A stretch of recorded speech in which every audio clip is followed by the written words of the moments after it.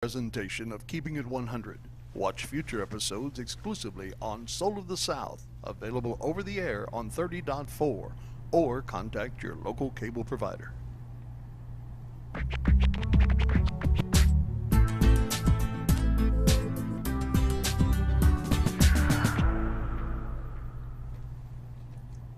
Good day, and welcome to Keepin It 100.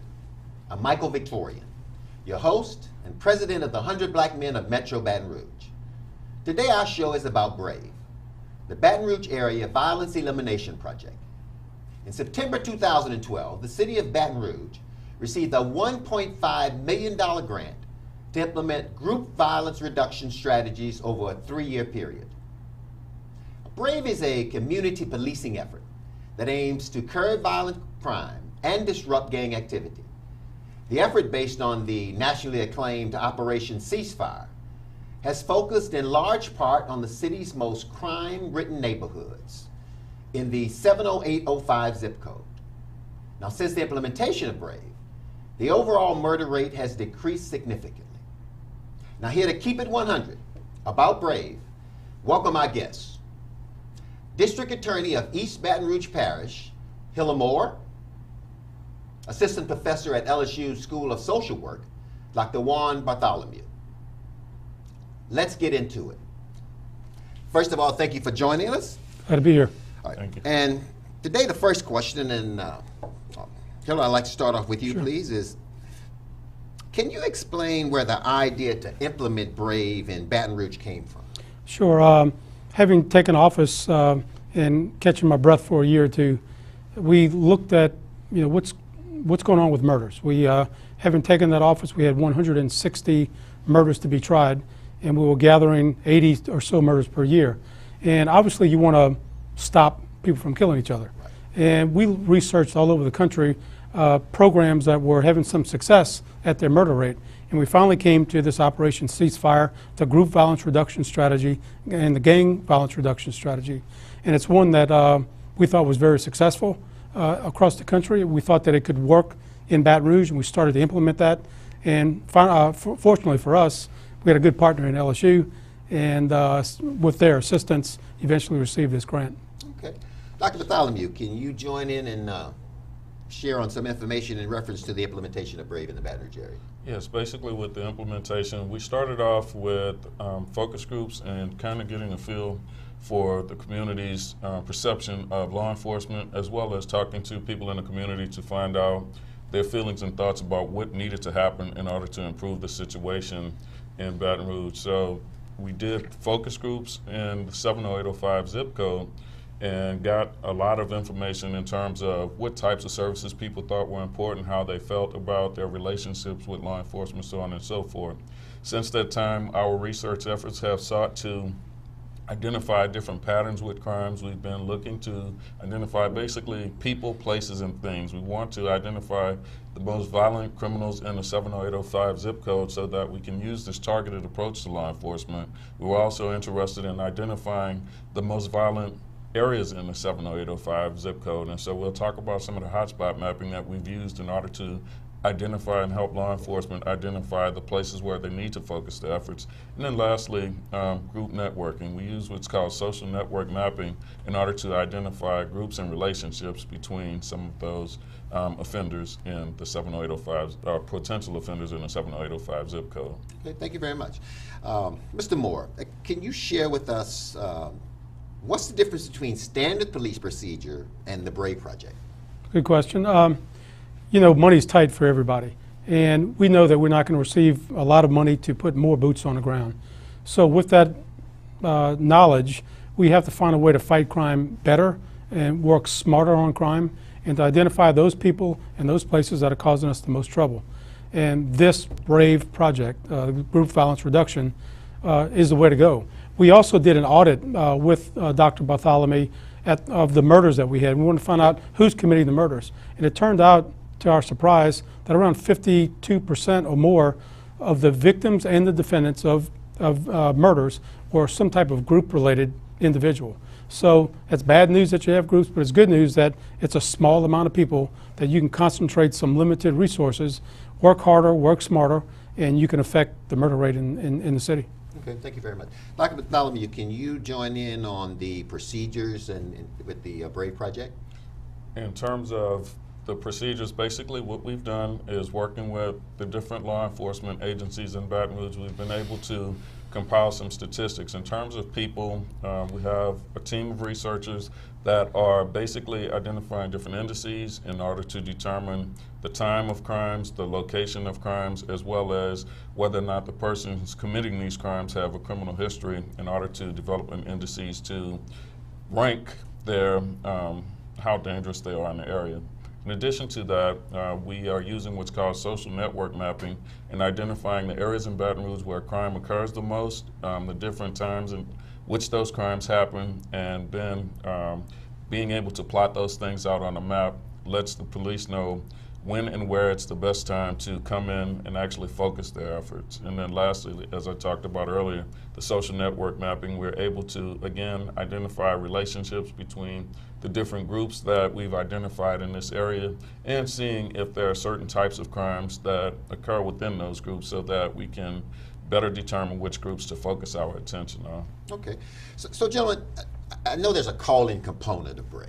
Can you share with us, has it been effective thus far? Is there anything else that can be done? What do you need from the community here? Yeah, what role do they play in this? You know, that may take more than just this segment, so we may have to segue into another segment, because it's the vital part of Brave and what we do in the violence reduction strategy. Normally, as you know, police and bad guys, they don't speak with each other unless police say you're going to jail and they put the handcuffs on you.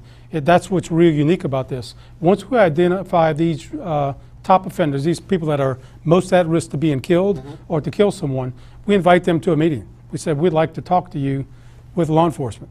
And it's something that's really unique. And we actually have served them a letter. Some are in jail, some are in juvenile detention. And we serve them a letter and we say, please come to this meeting, we want to talk to you. You're not going to be arrested. This is not a free TV giveaway program. Right. Bring your mom if you'd like, Right. or your most significant person. We want to have a sit down and speak with you. And we did that. We did that in April, beginning of April. And we had that call in, and we delivered to them a message, not only from law enforcement, but the message was also delivered by the faith-based community, by the community of 70805, and also by our social service providers. And that message was, we're tired of the killing, you cannot kill, and if you do kill, you're going to be met with very swift law enforcement action. Okay. You mentioned when you first started it's going to take, and we're going to get right back to that. We want to take just a break here. Thank you for joining us. Again, I'm Michael Victorian, and this is Keeping It 100. We'll be back in just a few minutes.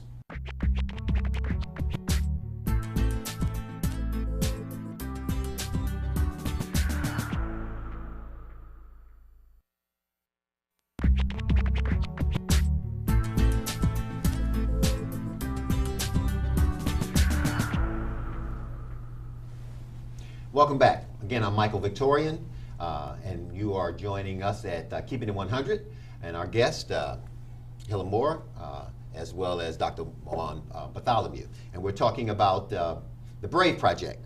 And Mr. Moore, would you continue? We were talking Sure. about the calling component of Brave. If you could continue Sure. on that, please. So as we indicated in the last segment, we identified 42 young people that we wanted to have a meeting with.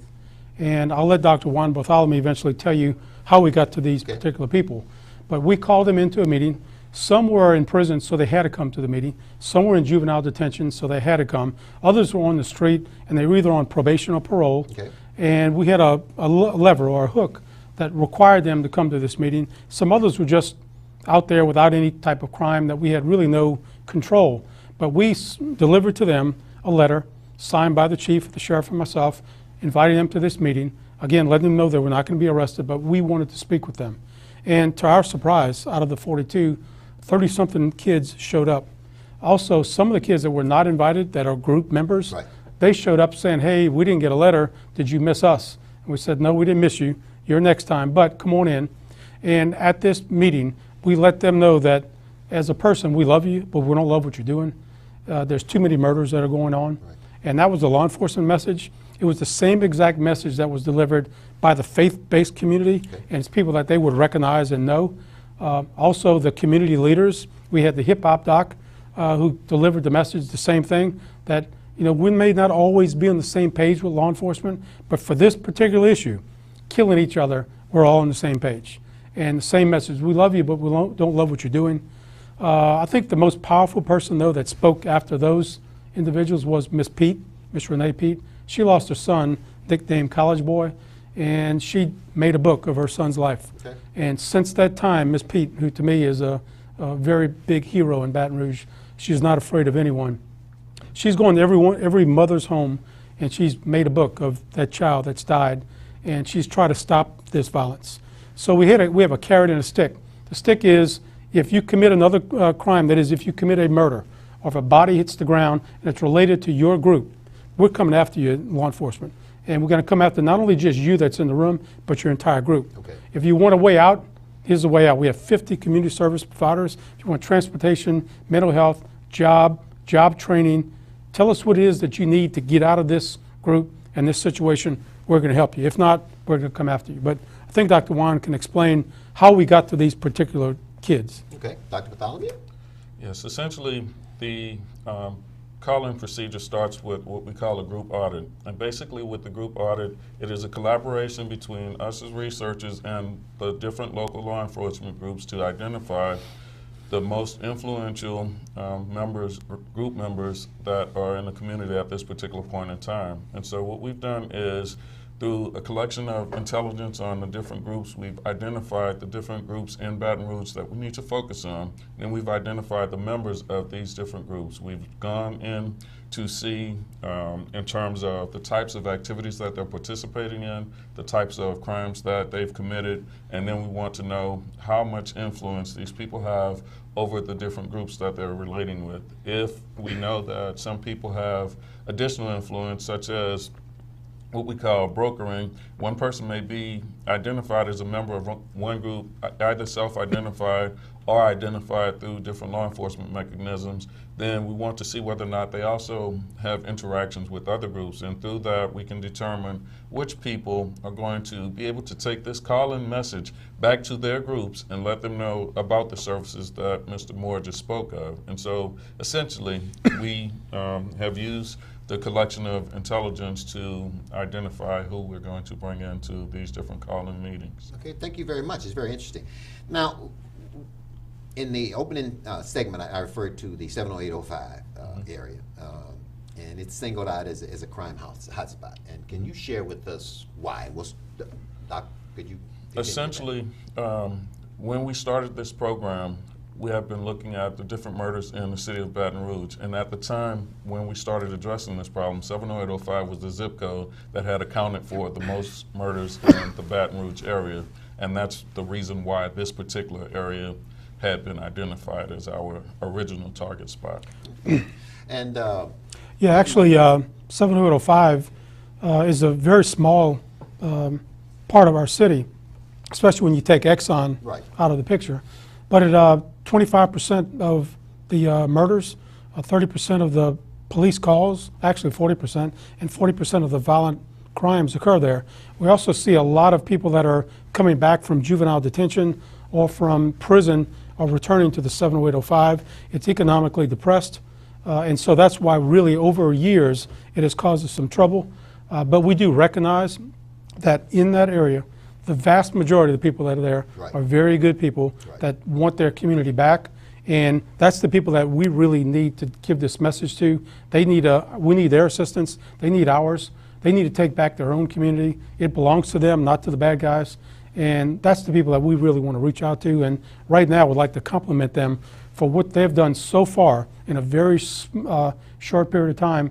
We've seemed to be able to make a difference. We have a lot of work to go, though. Okay, so let's just stay on that for a second. Is the very positive individuals who have lived in that neighborhood and contributed to the neighborhood. Yeah. So what efforts are being made to protect those families and children in that area? Well, get started. We may not be able to finish it all, but may not. But I guess you're referring to we want them to cooperate. We want them to see something, say something, call the police. First of all, if anyone is worried about their identity, they can always call Crime Stoppers. Okay. Crime Stoppers is completely anonymous. We never know who calls Crime Stopper. Okay. If they feel more comfortable in speaking with their preacher, their pastor. That's a confidential communication. That's a tool that we maybe don't use quite enough, but they can speak to their pastor, their preacher, and say, this is the information I have, and I'd like to pass this information along. Could you assist me in doing that? They can.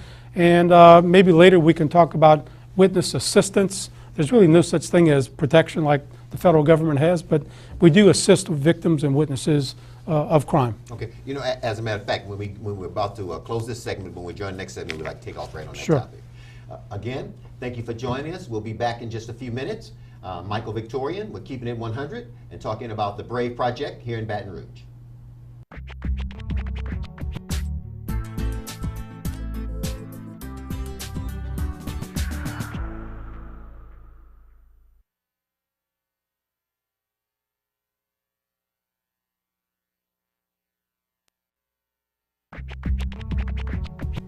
You want to start? Starting. Welcome back. I'm Michael Victorian, and we are here on Keeping It 100 talking about Project Brave, and our panelists for today are District Attorney Hilla Moore, Dr. Juan Bartholomew, professor in the Social Work Department at LSU. And we, Dr. Bartholomew, we were talking about the efforts that are being made to protect and serve the families and children in the hotspot in the 70805 area. Can you continue on that, please? Yes. Basically, the way that it's framed is trying to figure out ways to keep the family safer. And what we've been able to see is that when people band together in the community, we create a safer community. A few weeks ago, there was a murder that happened in the 70805 zip code, and there were witnesses, independent witnesses, who stepped up, talked to the police, and they were able to make an arrest a short time later. What we see is as police and the community start working together, we can create a safer community because it's a partnership, it's a collaboration. One can't function without the assistance of the other, and so we need to continue to band together in order to improve our conditions. Okay. Well, it certainly is going to take a village to... And Michael, I think that one of the important parts are that what we've found is that law enforcement doesn't necessarily understand the community they serve, and the community doesn't understand law enforcement. Right. And so they're on different pages, but it seems to be things are getting better, and especially it starts at the top with the chief and the sheriff, and I think they're doing a much better job now of trying to understand each other, and that's where the information comes, and that's what we live on is information. Okay, very good. Now, our next question. Now many people are worried about involving ordinary citizens with police work, okay? So what measures are being taken to protect these community leaders who get involved with Brave? Well, people that are involved with Brave are generally those that are on the other side of law enforcement. Right. It's the defendants, people that are committing crimes or potentially at risk to commit a crime or being killed. Okay.